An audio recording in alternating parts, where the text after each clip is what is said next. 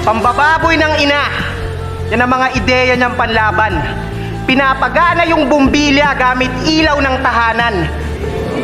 Pwes, tumatanda ka na rin naman, malapit-lapit na sa hangganan. Karma'y di matatakasan, babalik lahat ng ilaw pag ikaw na pinaglalamayan. Kasi puro damay nanay, kakaumay, kakasawa. Puta, nag-FB ka na lang sana. Doon ka tumambay sa samahan ng mga hiwalay sa asawa. Oops! Di lang basta chismis. Konektado pa sa punto.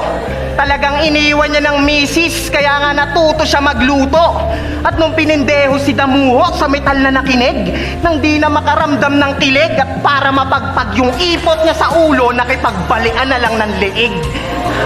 Kaya pala laging ginagamit yung salita na ring, baka sakaling masaklolo.